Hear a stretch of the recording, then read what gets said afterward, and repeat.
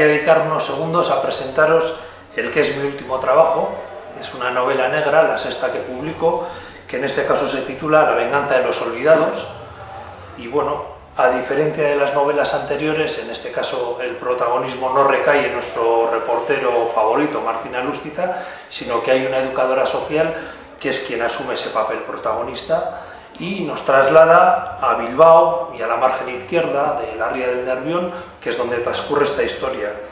Es una historia en la que trato, por una parte, de denunciar la situación que viven personas en otros países lejanos al nuestro, y bueno, y trato también de hacer pensar a la gente sobre las consecuencias que las acciones que nuestros gobiernos llevan a cabo en sus países tienen posteriormente en nosotros.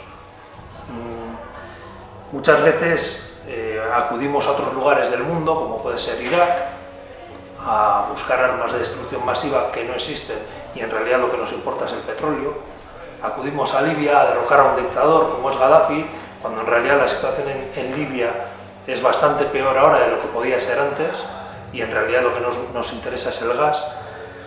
En el Congo buscamos el coltán y en otros muchos lugares del mundo nuestras actuaciones lo que hacen es generar miseria, destrucción y mucho dolor. ¿Y qué es lo que sucede cuando esas personas que han sufrido ese dolor deciden venir a donde nosotros y deciden vengarse? Pues eso es un poquitín lo que trato de presentar en este libro, La venganza de los olvidados. Es una novela en la que, sin profundizar demasiado, diré que se genera una célula yihadista en territorio vasco que decide atentar, que decide devolvernos ese dolor que nosotros hemos generado allí. Y básicamente pues cuento un poquitín las acciones que estas personas cometen y la investigación que se lleva a cabo para desentrañar pues qué es lo que está sucediendo, quiénes están detrás de los atentados que poco a poco van aconteciendo en nuestro territorio.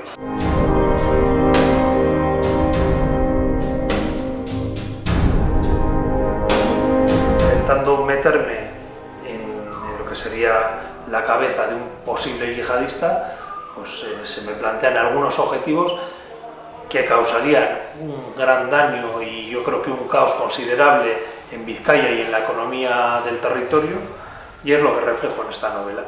Y junto a ello, pues bueno, pues una investigación policial para tratar de detener a estos autores de atentados, a esta célula yihadista,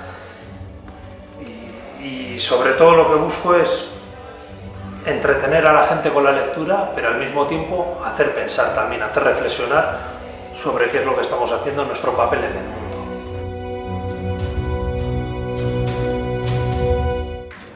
Bueno, para las personas que estéis interesadas en conseguir este libro, deciros que en la Soca de Durango, la Feria de Durango, que empieza en breve, desde el día 5 hasta el día 9 de diciembre, voy a estar en la calle Artecale, en los stands 74 y 75, con este libro, pero también con los ejemplares anteriores.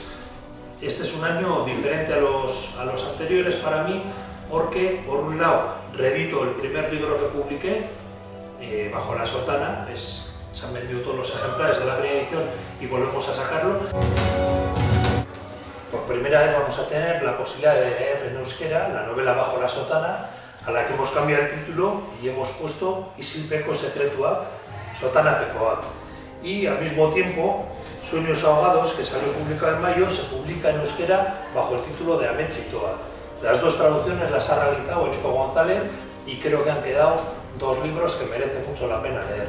Así que anima tú eta euskaraz irakurri.